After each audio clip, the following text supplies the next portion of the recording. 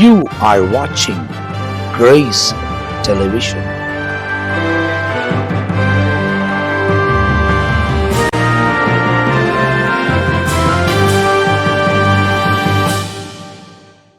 ஆண்டவரும் அருமை இரட்சகராக இயேசு கிறிஸ்துவின் நாமத்தினால் உங்கள் யாவருக்கும் எங்களுடைய அன்பின் வாழ்த்துக்களையும் ஸ்தோத்திரங்களையும் நான் தெரிவித்துக் கொள்கிறேன். தேவனுடைய பெரிதான கிருபையால் சுவிசேஷம் என்ற இன்னொரு பகுதியில் உங்களை சந்திப்பதிலே நான் மிகுந்த மகிழ்ச்சி அடைகிறேன். தொடர்ந்து ஒவ்வொரு வசனமாய் பகுதியாய் நாம் தியானிப்பது நமக்கு மிகவும் ஆசீர்வாதமாக இருக்கிறது. அதிலும் தேவனுடைய ஊழியக்காரர்கள் பரிசுத்த ஆவியின் உதவி கொண்டு நம்மோடு கூட அநேக காரியங்களை நமக்கு விளக்கி சொல்லுகிறார்கள். போன பகுதியை பார்த்தவர்கள் அந்த பகுதியின் தொடர்ச்சியாய் தான் இந்த பகுதி உங்களுக்கு வழங்கப்பட்டு வருகிறது. போன பகுதியில் மத்தேயு எழுதின சுவிசேஷம் 25ஆம் அதிகாரம் 1-13 வசனம் வரை 10 கன்னிகைகளை குறித்து நாம் பார்த்திருக்கிறோம். அதை குறித்து ஏராளமான காரியங்கள் நமக்கு பேசப்பட்டிருக்கிறது. இப்போது 14ஆம் வசனத்திலிருந்து 30ஆம் வசனம் வரை சொல்லப்பட்ட காரியங்களை இந்த பகுதியில் நாம் தியானிக்க போகிறோம். ரொம்ப ஆழமாய் நீங்கள் விவரங்களாய் நீங்கள் பாருங்கள். ஆண்டவர் நம்மோடு கூட பேச போகிறார். நாம் நேரடியாக நிகழ்ச்சி கூட கடந்து போவோம். மீண்டும் உங்களுக்கு ஆண்டுடைய வார்த்தை சொல்லும் பாக்கியம் எங்களுக்கு கிடைத்ததற்காக ஸ்தோத்திரம். 25ஆம் அதிகாரத்தில் 3 பகுதி சொல்லப்பட்டிருக்கிறது. 24 படிக்கும்போது வருகைக்குரிய அடையாளங்கள். 25ஆம் அதிகாரத்தில் பரலோகத்துக்குட்பட்ட காரியத்தை விளக்கி சொல்லுகிறது. பரலோகத்துக்கு போகணும்னு சொன்னால் அந்த பரலோகத்துக்கு போகிறவர்கள் எவ்விதமாய் இருக்க வேண்டும் என்கிற காரியத்தை 3 விதங்களில் சொல்லியிருக்கு. அதில் ஒரு பகுதி கேட்டோம், ஆயத்தமாக இருக்கணும், விழிப்பாக இருக்கணும். பரலோகம் தூங்கிக்கிட்டே இருந்தால் போயிட முடியாது, அதற்கு ஒரு ஆயத்தம் தேவை. அதை தான் கேட்டோம். அடுத்த பகுதியில் ஒரு காரியத்தை சொல்லியிருக்கு. அதில் என்னன்னு சொன்னால் உழைக்கிறவங்களா இருக்கணும். பரலோகத்துக்கு போகிறவங்க உழைக்கணும். உழைக்காம சொல்லுவாங்க வெறும் கையில் முடம் போடுறதுன்னுவாங்க. அது ஈஸி தான், ஆனால் செயல்பட வேண்டும் என்பது அதில் 3 காரியம் சொல்லியிருக்கு. 2வது குறிப்பில் 2வது பகுதியில் 3 காரியம் சொல்லப்பட்டிருக்கிறது. இதில் என்ன பார்க்குறோன்னு சொன்னால் 14ஆம் வசனத்தை படிப்போம். அன்றியும் பரலோக ராஜ்யம் புரதேசத்துக்கு பிரயாணமாய் போகிற ஒரு மனுஷன் தன் ஊழியக்காரரை அழைத்து தன் ஆஸ்திகளை அவர்கள் வசமாய் ஒப்பு கொடுத்தது போல் இருக்கிறது. என்ன, தூரதேசம் போன அந்த பொறுப்பாளர், அவர் யாரு? தூரதேசத்துக்கு போனவர்னா ஆண்டவராகிய இயேசு. எஜமான் போயிருக்கார். இப்போ இது இனி நடக்க போகிற விஷயம் அது. ஆனால் இப்போ நடைமுறையில் செயல்படுத்த வேண்டிய காரியமும் இருக்கு. எஜமான் போயிருக்காரு, ஊழியக்காரங்களை கூப்பிட்டு கூட இருந்தவங்கிட்ட பொறுப்பு கொடுத்துருக்கார். என்ன அப்படின்னு அப்படின்னா யாரு? அவருடைய பிள்ளைகள் நாள் வரும்போது என்னவா மாறணும்? சீஷர்களாயும் மாறணும். அப்படின்னா ஊழியக்காரவங்களா மாறணும். ஆண்டவர் எஜமானாகிய இயேசு இந்த உலகத்தில் இருக்கும்போது அவர் எல்லாத்தையும் செஞ்சு முடிச்சுட்டு போயிட்டார். இப்போ திரும்ப அவர் பரலோகத்தில் இருக்கிறார், வரப்போகிறார். அவர் வருவதற்குள்ளாக பூமியில் நிறைவேற்ற வேண்டிய பொறுப்புகள் ஏராளம் இருக்கு. அதை எல்லார்கிட்டையும் கொடுக்கல, அவருடைய பிள்ளைங்க கிட்ட கொடுத்துட்டு போயிருக்காரு.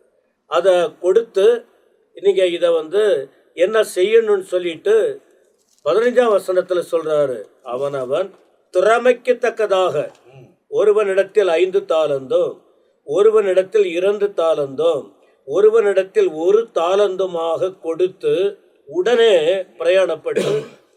அப்போ ஆண்டவர் ஒரு பெரிய பிளான் வச்சிருக்கிறார். அதாவது திறமை என்று சொல்றப்போ அவங்கவுங்க திறமைக்கு ஏற்றவாறு தான் கர்த்தர் அவைகளை தருகிறார். ஆமாம்.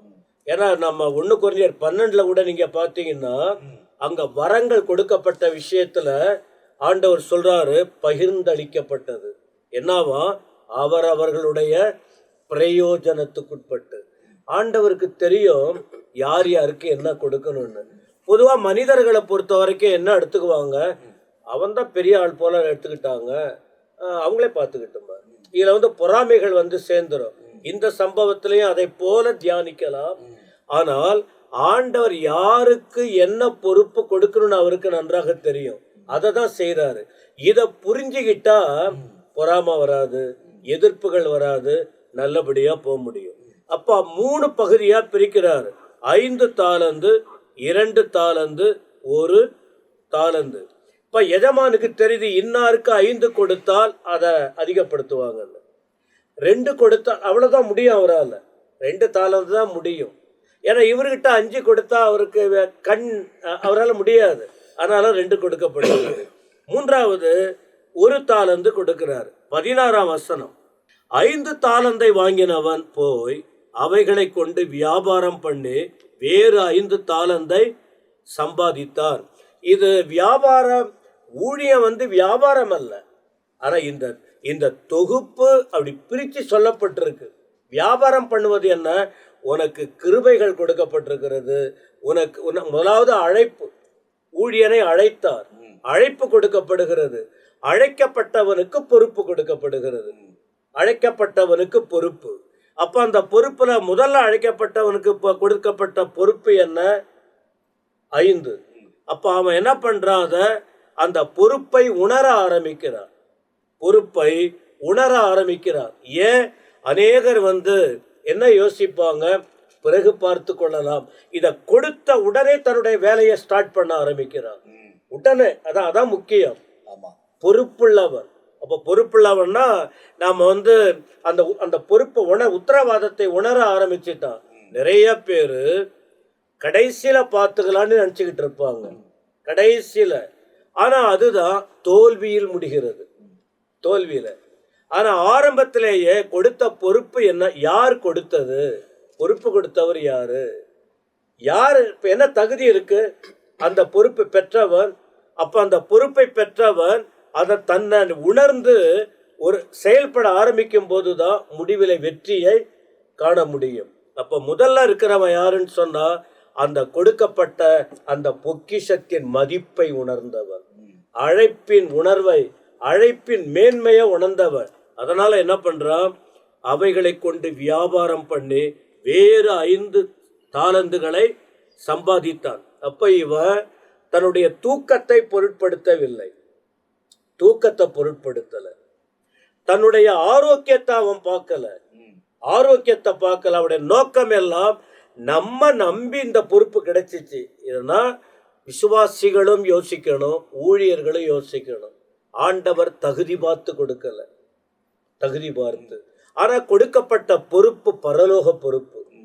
ஆண்டவர் ஏன்னா ஏற்கனவே பரலோகத்திலிருந்து வந்தவர் எஜமானர் தன் ரத்தத்தை சிந்தி இந்த பூமியில சபையை ஸ்தாபித்திருக்கிறார். அந்த சபைக்குட்பட்டு இருக்கிற பொறுப்பு மேன்மையான பொறுப்பு. இன்னைக்கு நிறைய பேர் அதை யோசிக்கல. யோசிக்காததுனாலதான் ஊழியத்தை கவலையினமா கர்த்தர் கொடுத்த சுவிசேஷமா இருக்கட்டும், எந்த 5 விதமான ஊழியம் கூட வைத்துக் கொள்ளுவோம், தாலந்துகள். அந்த 5 விதமான ஊழியத்தை அதை ஒவ்வொருவருக்கும் ஆண்டவர் அந்த எல்லாரையும் இப்போ சுவிசேஷ அழைப்புனா அது விசேஷமானது. அப்போஸ்தலர் அதை யோசிக்க வேணாம். கொடுக்கப்பட்ட பொறுப்பு விசேஷமானது. அதை உணர்ந்து இது யாருடையது? தன் ஜீவனையே கொடுத்த தெய்வத்தினுடைய பொறுப்பு இது. அதுல முழு கவனம். அப்ப அதுல சோம்பலுக்கு இடம் கொடுக்க கூடாது, தேவையில்லாத காரியத்துக்கு இடம் கொடுக்க கூடாது, குழப்பத்துக்கு இடம் கொடுக்க கூடாது, ஒரு மனக்கேட்டுக்கு இடம் கொடுக்க கூடாது, பகையோடு இதை செயல்படுத்தக்கூடாது, விரோதத்துக்கு இடம் கொடுக்க கூடாது. இப்படியெல்லாம் இடம் கொடுத்தால் சம்பாதித்தல் என்பது ஆத்துமாக்களை சேகரிக்க முடியாது, ஊழியத்தை ஸ்திரப்படுத்த முடியாது, தேவ ராஜ்யத்தை கட்ட முடியாது. எஜமான் அவர் சீக்கிரம் வரப்போகிறார். அவருக்கு பொறுப்பு கொடுத்தவருக்கு கணக்கு கொடுக்கணும். அப்ப நம்ம கணக்கு கொடுக்கணுமே என்கிற காரியத்துல இவன் தெளிவாய் இருந்ததினால் உடனே செயல்பட்டான், சம்பாதிக்க ஆரம்பித்தான். எஜமான் வரும்போது திரும்ப அந்த கணக்கு கேட்க போறாரு. கணக்கு கேட்கிறவருக்கு நாம முழுமையா சொல்லணுமே. அந்த காரியத்துல இந்த 5 தாலந்தை பெற்றவன் அதுல கவனம் செலுத்தினான். அவன் முடிவில பார்த்தீங்கன்னா இவன் தோல்வி பெறவில்லை, இவனுக்கு மேன்மை வந்தது. இப்போ இந்த இடத்துல நீங்க பாத்தீங்கன்னா முதல் பகுதி அதுல தியானிக்கப்பட்டிருக்கிறது. இப்போ 5 தாலந்து பெற்றவன் உடனே அவன் செயல்பட ஆரம்பித்தான். அவங்கவுங்க தகுதிக்கு ஏற்றவாறு தாலந்துகள் கொடுக்கப்படுகிறது. அவன் எடுத்து அவைகளை செயல்பட்டதாக வேதத்தில் எழுதப்பட்டிருக்கிறது. இப்போ 2 தாலந்து பெற்றவன் 1 தாலந்து பெற்றவன் என்ன செஞ்சாங்க அப்படின்பதை தொடர்ச்சியா நம்ம பார்க்க போகிறோம். நம்ம மத்திய மெல்கிசேதேக் ஐயா அவர்கள் பேசுவோம். தொடர்ச்சியாக நாம் இவைகளை தியானித்து வருகிறோம். அதாவது விழித்திருங்கள், தாளந்துகளை காத்து கொள்ளுங்கள். இதுக்கு தலைப்பு என்னன்னா, விழித்திருங்கள், தாளந்துகளை காத்து கொள்ளுங்கள். ஆண்டவர் இதுக்கு முன்ன என்ன பேசினார்னா, 10 கன்னிகைகளை குறித்து புத்தி உள்ளவர்களும் புத்தி இல்லாதவர்களை குறித்து ஆண்டவர் சொல்லிட்டு பிற்பாடு அப்படியே இங்க வருகிறாரு. பரலோக ராஜ்யத்தை விளக்கும்படியாக இங்க ஆண்டவர் சொல்றார். தாளந்துகளுடைய உவமையை ஆண்டவர் இங்க சொல்றார். அதாவது ஒரு எஜமான் தூர தேசத்திற்கு போகும் பொழுது தன்னுடைய வேலைக்காரிடத்துல பொறுப்புகளை, தாளந்துகளை கொடுத்துட்டு போனார். தாளந்துகள் பார்க்கும்பொழுது ஒரு தாளந்து 34 கிலோகிராம் இருக்கும் அப்படின்றாங்க. 34 கேஜி. இன்னைக்கு ஒருவன் கையில 5, இன்னொருத்தன் கையில 2, இன்னொருத்தன் கையில 1. இப்போ நம்ம ஜான் பீட்டர் ஐயா பேசும்பொழுது தாளந்து என்பது வரங்கள், தாளந்து என்பது தேவன் கொடுத்த நமக்கு கிருபைகள், நம்மிடத்துல கொடுக்கப்பட்ட பொறுப்புகள். இதைத்தான் ஆவிக்குரிய ரீதியிலே நாம் எடுத்துக்கொள்ள வேண்டும். இன்னைக்கு அவனுக்கு அவங்களுடைய திறமைக்கு தக்கதாக கொடுக்கப்படுகிறது.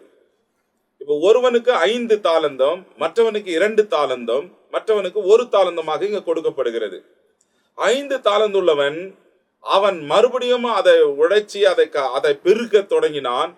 எஜமான் கணக்கு கேட்கும்போது, என்னிடத்துல 5 கொடுத்தீர், இதோ இன்னொரு 5 நான் சம்பாதித்து கொடுத்தேன். இப்ப கடைசியில நீங்க பார்த்தீங்கன்னா, இந்த 1 தாளந்து வாங்கணும்னு புதைச்சு வச்சுட்டேன்னு சொல்றான். இப்ப ஆண்டவர் என்ன, அந்த எஜமான் அதை பிடுங்கி 10 தாளந்து உன் கையில கொடுன்றாரு. 10 தாளந்து எப்படி வந்துச்சு அவங்க கையில? அவங்ககிட்ட கொடுத்தது 5 தானே. அப்படின்னா மறுபடியும் உழைத்து அவன் அதை பெருக்கினான். இன்னைக்கு அநேக பிரான்ச் சர்ச்சில் சபைகள் சில ஊழியர்களை மாற்றினே இருப்பாங்க. சில ஊழியக்காரர் வந்தாக்கா உடனே அவங்க ஒரு நாளும் சும்மா இருக்க மாட்டாங்க. ஊழியம் செய்வாங்க, வீடுகளை சந்திப்பாங்க, புதிய ஆத்துமாக்களை பார்ப்பாங்க, ஜெபிப்பாங்க, முழங்காலை முடக்குவாங்க, சபைகள் பெருக ஆரம்பிக்கும். சில பேரை சில ஊழிய இடத்துல நம்ம அனுப்பினோம்னு சொன்னா அந்த இருக்கிறவங்களும் ஓடிடுவாங்க. இருக்கிறவங்களும் இவங்க என்ன பண்ண மாட்டாங்க, அவைலபிளா இருக்க மாட்டாங்க. ஊழியர்கள் அவைலபிளா இருக்க மாட்டாங்க, அவங்களுக்கு ஊழியம் செய்ய மாட்டாங்க. வீடு சந்திப்பு இருக்காது, வீட்டு கூட்டம் இருக்காது, பராமரிக்கிற செல் பிரேயர் குரூப் இருக்காது, எதுவுமே இருக்காது. அப்ப என்ன நடக்குதுன்னா, இதுதான் இன்றைக்கு ஆண்டவர் 5 தாளந்து, 10 தாளந்து, 2 தாளந்து, 1 தாளந்து என்று சொல்லுகிறது. தேவன் நமக்கு கொடுத்திருக்கிற வரங்களை நாம் பயன்படுத்த வேண்டும். 1 கொரிந்தியர் 12ஆம் அதிகாரத்துல 3 வசனத்தை நம்ம வாசிச்சோம்னா, ஆவியினுடைய அனுக்கிரகம், வரங்கள் அவனவனுடைய பிரயோஜனத்துக்கு என்று பகிர்ந்து கொடுக்கப்பட்டிருக்கிறது. அப்போ ஒவ்வொருத்தனுக்கும் ஒரு வரம். 9 வரமும் ஒரே மனுஷனுக்குள்ள பார்க்க முடியாது. 9 வரங்களும் பிரித்து கொடுக்கப்பட்டிருக்கிறது. அப்போ அந்தந்த வரத்தை நாம் ஆண்டவருடைய சமூகத்துல கேட்டால் அந்தந்த நேரத்துல ஆண்டவர் நம்மை பயன்படுத்துவார். யாருக்கும் எனக்கு வரங்களே இல்லைன்னு சொல்ல முடியாது. பரிசுத்த ஆவியை இயேசு நம்ம ஏற்றுக்கொள்ளும் பொழுதே வரங்கள் நமக்கு பகிர்ந்து கொடுக்கப்படுகிறது. நம்ம தான் அதை ஆபரேட் பண்றது இல்லை, நம்ம தான் அதை உபயோகப்படுத்துறது இல்லை. எப்படின்னா, இந்த 1 தாளந்து பெற்றவனை போல, நீர் விதைக்காத இடத்துல அறுக்கிறவர் என்றும், நீர் கடினமுள்ள மனுஷன் என்று நான் அறிந்து அதை போய் நான் நிலத்துல புதைச்சி வச்சுட்டேன்னா. இன்னைக்கு பாருங்க, தேவன் நமக்கு கொடுக்கிற அந்த தாளந்துகளை நாம் பயன்படுத்த வேண்டும், வரங்களை பயன்படுத்த வேண்டும். அதாவது இப்போ 5 வாங்கினவன் 10 ஆக்கிட்டான், 2 வாங்கினவன் 4 ஆக்கிட்டான். ஆமா, இந்த 1 தாளந்து வச்சிருந்தவன் தான் போய் புதைச்சு வச்சுட்டான். ஆமா, அவனை குறித்து தான் தொடர்ச்சியா அந்த இடத்துல மீதி காரியங்கள் பேசப்பட்டது. அதுதாங்க. இப்போ வெகு காலம் ஆன பொழுது அந்த எஜமான் திரும்பி வராரு. வெகு காலம் என்று போடப்பட்டிருக்கிறது.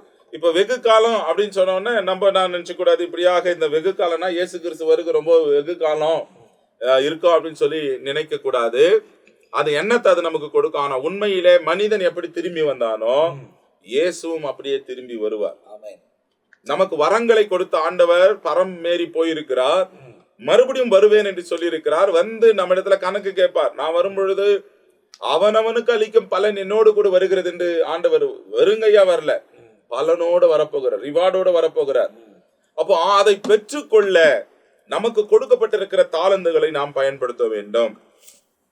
பாருங்க, நிலத்தை தோண்டி அவன் புதைத்து போட்டானா. வெகு காலம் ஆன பொழுது எஜமான் திரும்பி அவனிடத்துல கணக்கு கேட்டான். அப்போ ஒவ்வொருத்தரும் கணக்கு கொடுக்குறாங்க. 5 தாளந்து அவன் சப்மிட் பண்றான், 2 தாளந்து அவன் சப்மிட் பண்றான். ஒரு தாளந்தை வாங்கினவன் 24ஆம் வசனத்துல நம்ம இப்ப பார்ப்போம்னு சொன்னா, ஒரு தாளந்தை வாங்கினவன் ஆண்டவனே, நீர் விதைக்காத இடத்தில் அறுக்கிறவரும் தெளிக்காத இடத்தில் சேர்க்கிறவருமான கடினமுள்ள மனுஷன் என்று அறிவேன். ஆகையால் நான் பயந்து போய் அதை உமது தாளந்தை நிலத்தில் புதைத்து வைத்து விட்டேன். இப்ப என்ன சொல்றான், நான் பயந்து, உண்மையா எஜமானுக்கு பயந்து இருந்தா கீழ்ப்படியாமையினால் நேரத்தை வாய்ப்புகளை கொடுக்கப்பட்ட காரியங்களை வீணடிச்சிருக்க மாட்டான். உண்மையா பயந்தான், ஐயோ நம்ம கிட்ட கொடுக்கப்பட்டதை நம்ம காத்து கொள்ள வேண்டும், செய்ய வேண்டும் என்று இருந்திருக்க வேண்டும். ஆனா இவன் என்ன செய்தான் என்றால் பயப்படல, சோம்பேறிதனம். ஏற்கனவே ஜான் பீட்டர் ஐயா பேசிட்டார், ஊழியத்தை அசதியாய் செய்கிறவன் வசனம் சொல்லுகிறது சபிக்கப்பட்டவன். நமக்கு ஒண்ணு கொடுத்தா அதை டபுளா மாத்தணும். அது 2ஆ இருந்தா அது அப்படியே 4ஆ மாறும், 4ஆ இருந்தா 8ஆ மாறும். கர்த்தர் நிச்சயமாய் செய்வார். ஆனால் ஐயோ நம்மளுக்கு ஒண்ணுதான் கிடைச்சிருக்குது, நமக்கு இப்படிதான் இருக்குதுன்னு சொல்லி ஏன் இதை ஆண்டவர் நமக்கு சொன்னார்னா, தாளந்துகளை நாம் விழித்திருந்து காத்திருந்து பெருக செய்ய வேண்டும்.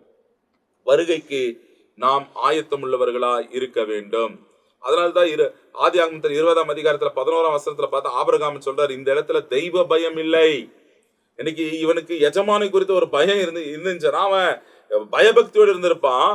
தெய்வ பயம் இல்ல, எஜமான குறித்து தான ஒரு பயம் இல்லாத ஒரு சூழ்நிலை காணப்படுகிறது.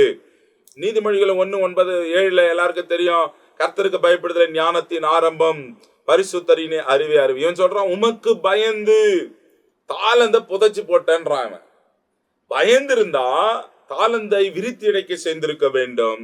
ஆனால் இவனோ அதை புதைத்து போட்டான். இன்றைக்கு அநேகர் தேவன் கொடுக்கிற கிருபைகளை புதைத்து கொண்டிருக்கிறார்கள்.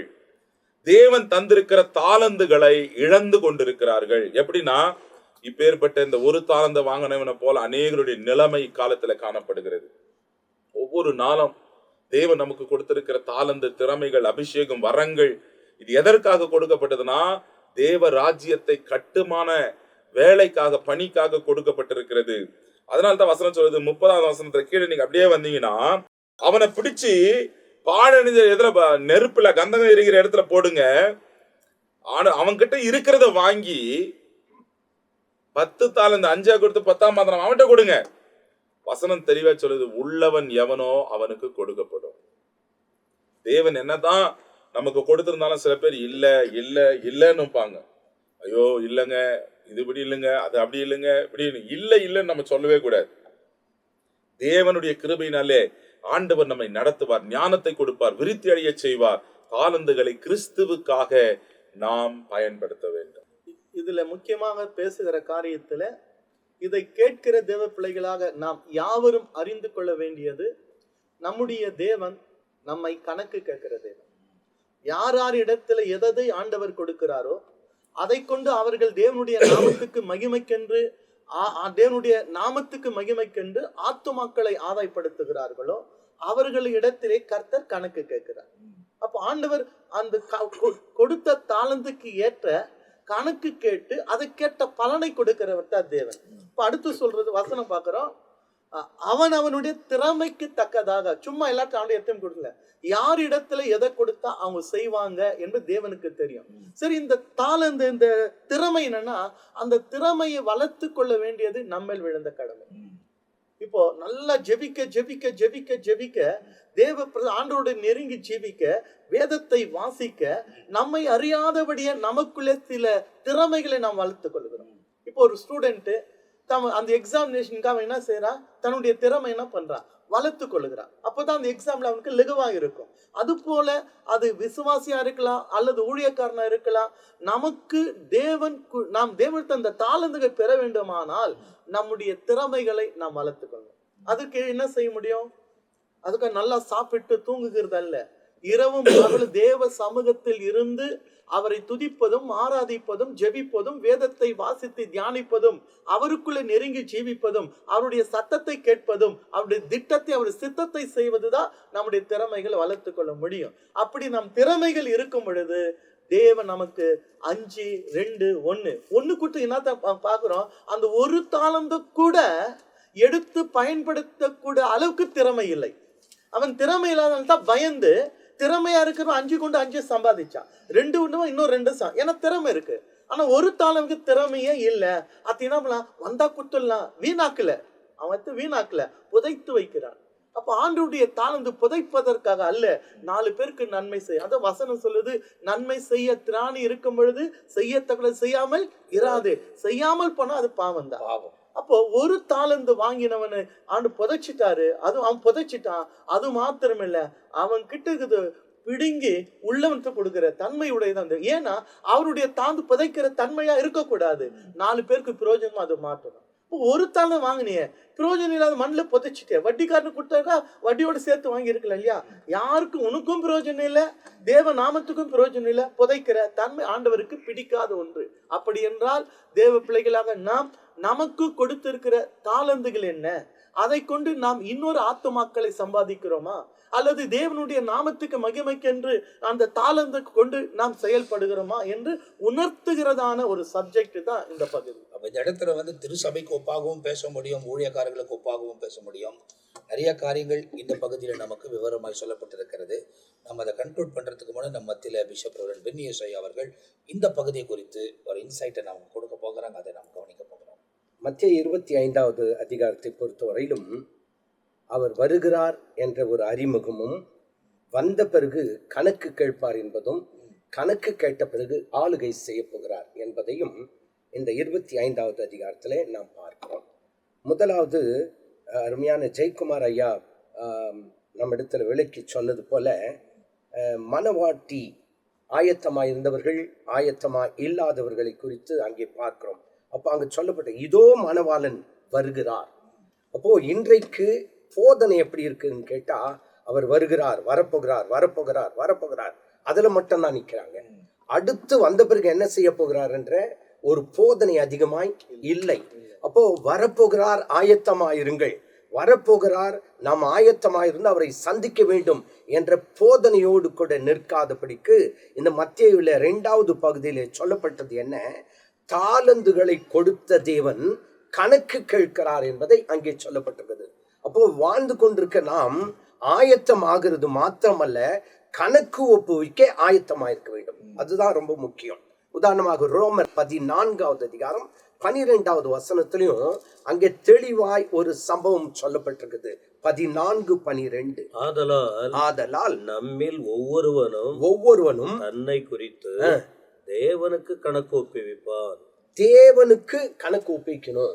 அப்போ ஒவ்வொருவரும் தேவனிடத்திலே கணக்கு ஒப்புவிக்க வேண்டும். 1 கொரிந்தியர் 5வது அதிகாரம் 10வது வசனத்தையும் வாசித்து பார்ப்போம் என்றால், 1 கொரிந்தியர் 5வது அதிகாரம் 10வது வசனம். ஏனென்றால் சரீரத்தில் அவனவன் செய்த நன்மைக்காவது தீமைக்காவது தக்க பலனை அடையும்படிக்கு நாம் எல்லாரும் கிறிஸ்துவின் நியாயாசனத்துக்கு முன்பாக வெளிப்பட வேண்டும். ஆமென். ஏன்னு கேட்டா கணக்கு ஒப்புவிக்க வெளிப்படணும். அப்போ அவனவன் சரீரத்துல செய்த நன்மைக்காவது தீமைக்காவது. அப்போ 5 தாலந்து வாங்கினவன் அவன் உழைத்தான், உழைத்ததின் பலன் 10ஆக வந்தது. ஆனா ஒருத்தன் உழைக்கல, அவனுக்கு பலன் கிடைக்கல. அப்போ நம்முடைய வாழ்க்கையில நம்முடைய சரீரத்திலே நாம் செய்கிறதான கிரியைக்கு தகுந்தபடி தேவன் பலனை கொடுப்பார். அவருடைய நியாயஸ்தானத்துக்கு முன்பாக நிற்கணும், கணக்கு ஒப்புவிக்கணும். எபிரேயர் 4வது அதிகாரம் 11வது வசனத்தையும் வாசித்து பார்ப்போம் என்று சொன்னால், அங்கே தேவனுக்கு முன்பாக கணக்கு ஒப்புவிக்கணும். வருகைக்கு ஆயத்தமாகிறேன் என்று சொல்லி என்னை ஆயத்தமாக்கும் ஆயத்தமானேன் இயேசுராஜனின் வருகைக்கு என்று சொல்லி ஆயத்தப்பட்டு நான் ஆயத்தமானேன் என்று சொல்வது பெரியது கிடையாது. அதன் பிறகு கணக்கு ஒப்புவிக்கவும் நான் என்ன செய்யணும், ஆயத்தமாக இருக்க வேண்டும். எபிரேயர் 4வது அதிகாரம் 11வது வசனம். ஆகையால் அந்த திருஷ்டாந்தத்தின்படி ஒருவனாகிலும் கீழ்ப்படியாமையினாலே விழுந்து போகாதபடிக்கு நாம் இந்த இளைப்பாறுதலில் பிரவேசிக்க ஜாக்கிரதையா இருக்கணும்.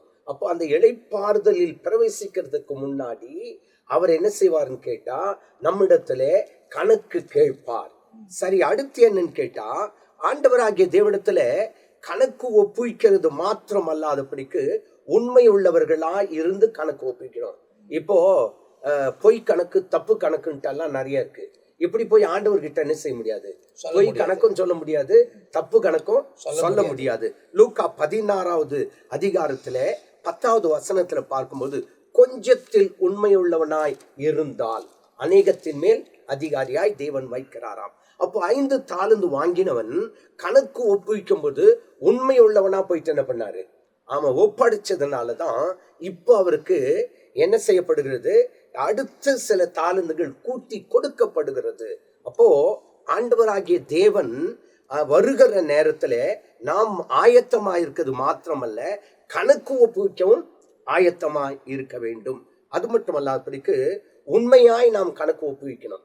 அதனால ஆண்டவர் சொல்றாரு, உண்மையும் உத்தமும் உண்மையுள்ள ஊழியக்காரனே. ஆண்டவரே சொல்றாரு. ஏன்னு கேட்டா, கணக்கு கரெக்டா ஒப்பு கொடுத்தா நம்மளை பார்த்து ஆண்டவர் சொல்றாரு, உண்மையும் உத்தமமான ஊழியக்காரனே. அப்போ நாம உண்மையா இருந்தா என்ன நடக்கும்? நீதிமொழிகள் 28 உண்மையுள்ள மனிதன் பரிபூரண ஆசீர்வாதங்களை பெறுவான். அப்போ உண்மையுள்ளவர்களாய் இருந்தால் தேவன் நமக்கு பரிபூரணமான ஆசீர்வாதத்தை கொடுக்கிறார். அப்போ நாம் இந்த 25வது அதிகாரத்துல 2 பகுதியாய் பார்த்தோம். ஒன்று ஆயத்தமாய் இருப்பது, 2வது வந்த பிறகு என்ன செய்யணும்? கணக்கு ஒப்புவிப்பது. இப்போ இந்த மத்தேயு சுவிசேஷத்துல பார்க்கும்போது தான் பலமுறை நான் சொல்லியிருக்கேன், பரலோகத்தின் ரகசியத்தை குறித்தே அநேக வசனங்கள் இங்க சொல்லியிருந்தாலும் இந்த 25வது அதிகாரம் ஒரு விசேஷித்த ஒரு அதிகாரமா இருக்குது. அது என்னன்னு கேட்டா, ஒன்று ஆயத்தமாய் இருக்க வேண்டும், 2வது கணக்கு கொடுக்க வேண்டும், 3வது ஆளுகையிலே பங்கடைய வேண்டும் என்ற காரியத்தை தான் நாம் இங்க பார்க்க போகிறோம். எனவே முதலாவது ஆயத்தமாவோம், அடுத்தபடியாக கணக்கு ஒப்புவிக்கவும் நாம் ஆயத்தமாய் இருக்க வேண்டும். இப்ப இந்த பகுதியில நமக்கு ரொம்ப தெளிவாக சில காரியங்கள் விளக்கப்பட்டிருக்கிறதே நாம் பார்க்கிறோம். 25ஆம் அதிகாரத்துல முதல் பகுதியாக ரெவரண்ட் ஜெயக்குமார் அவங்க பேசினாங்க. அடுத்த பகுதியை நம்ம மத்தியில 3 போதகர்களும் விளக்கி சொல்லியிருக்கிறாங்க. இந்த நேரத்துல நீங்க பாத்தீங்கன்னா, 1 தாலந்து, அதாவது 5 தாலந்து, 2 தாலந்து, 1 தாலந்து பெற்றவர்கள் என்ன செய்தார்கள், அவங்ககிட்ட என்ன கேட்கப்பட்டது, என்ன நடந்தது என்ற சம்பவத்தை பூர்வமாய் உங்களுக்கு இந்த பகுதியில சொல்லப்பட்டிருக்கிறது. அப்போ இந்த மாதிரி தான் ஆண்டவர் வந்து கேட்பாரு. அப்படி அந்த இடத்துல என்ன நடக்குது அப்படின்னாக்கா, ஒருவன் கிட்ட இருக்கிறத பிடுங்கி 1 தாலந்து கிட்ட கொடுத்தாரு, அவங்ககிட்ட இருந்து அதையும் எடுத்து உள்ளவன் இடத்துல 10 வைத்திருந்தான், 5 சம்பாதித்திருந்தான், அவனிடத்தில் கொடுத்து விட்டார். ஆனால் இந்த 1 தாலந்து புதைத்து வைத்தான் பாருங்க, பயன்படுத்தாமல், அவனுக்கு ஆக்கினி தீர்ப்புக்கு உட்பட்டப்பட்டது என்பதாக எழுதப்பட்டிருக்கிறது. இந்த காரியம் அவர் வருகும் பொழுது நடக்கும் என்பதும் ரொம்ப தெளிவாய் சொல்லப்பட்டிருக்கிறது. வெகு நாள் என்று எழுதப்பட்டிருக்கிறது. அந்த வார்த்தை பேசும்போது கொஞ்சம் சற்று நம்ம வேதத்தை புரட்டி பார்ப்போமானால், எலியாவுக்கு அப்படி ஒரு காரியம் நடந்திருக்கிறது. தேவதூதன் வந்து அவர் எழுப்பி போன்னு சொல்லும் போது கூட அவன் போல அங்கே படித்துட்டு இருந்தான், எசபேலுக்கு பயந்து கொண்டு. அப்போது அவனுக்கு உணவெல்லாம் கொடுத்த பிறகு அந்த இடத்துல என்ன சொல்ல போகிறது, நீ போக வேண்டிய பிரயாணம் வெகு தூரம் இருக்கிறது என்பதாக அறிவிக்கப்பட்டது. 40 இரவு 40 பகல். அதுக்கு பிறகு அவர் சென்றார். அந்த வெகு தூரத்தை குறித்து பரலோகம் சொல்லவில்லை. இந்த எலியாவுடைய ஊழியம் அங்கத்தோடு முடியவில்லை. வரப்போகிற 7 ஆண்டு காலம் அந்தி கிறிஸ்துவின் ஆட்சியிலும் அவர் ஊழியம் வந்து முடிய போகிறதை பரலோகம் அந்த இடத்துல அவருக்கு ஏற்கனவே வெளிப்படுத்துகிறது. வெகு தூரம் என்று தேவன் ஒரு வார்த்தை சொல்லுவோமானால், அவருடைய கோட்பாடிலே அது ரொம்ப தூரமா இருக்கும் என்பதை நீங்கள் தெரிந்து கொள்ள வேண்டும். இயேசு சொன்னார், நான் போய் மறுபடியும் திரும்ப வருவேன் அப்படின்னு சொன்னார்னா, இப்ப ஏறக்குரிய இந்த 2030 வந்தா 2000 வருஷம் ஆக போறதை நம்ம பார்க்கிறோம். அந்த காலங்களுக்குள்ள நாம் பிரவேசித்திருக்கிறோம். கடைசி மணி நேரத்தில் வாழ்ந்து கொண்டிருக்கிறோம். ரொம்ப தெளிவாய் ஒவ்வொரு காரியத்தையும் உணர்ந்து வசனத்தின்படி நாம் வாழ ஆரம்பித்தோமானால் தேவன் நம்முடைய வாழ்க்கையில மேன்மையான காரியங்களை செய்வார். இந்த பகுதியில 10 கன்னிகைகளை குறித்தும் இந்த 3 தாலந்து பெற்றவர்களை குறித்தும் நாம் விவரமாய் தியானித்திருக்கிறோம். அடுத்த பகுதியில என்ன நடக்க போகுது என்பதை 31ஆம் வசனத்திலிருந்து 46ஆம் வசனம் வரை அடுத்த பகுதியில் நாம் தியானிக்க போகிறோம். நமக்கு ரொம்ப பிரயோஜனமா இருந்திருக்கும் என்று நான் நம்புகிறேன். இன்னும் இந்த வசனங்களிலே தொடர்ந்து பேசுவோமானால் ஏராளமான காரியத்தை நாம் பேச முடியும். ஏன்னா அங்க உண்மையும் உத்தமம் உள்ள ஊழியக்காரனே என்பதை வார்த்தைகள் எல்லாம் பயன்படுத்தப்பட்டிருக்கிறது. அதை குறித்து நம்ம மத்தியில பிஷப் ரெவரண்ட் பெனியஸை அநேக வசனங்களின் மூலியமாய் நமக்கு சுட்டி காண்பித்தார்கள். எனவே மீதியான காரியங்களை அடுத்த பகுதியில பார்க்கிறோம். அதுவரை நாங்கள் உங்ககிட்ட இருந்து விடை பெற போகிறோம். கர்த்தர் உங்களை ஆசீர்வதிப்பாராக. ஆமென்.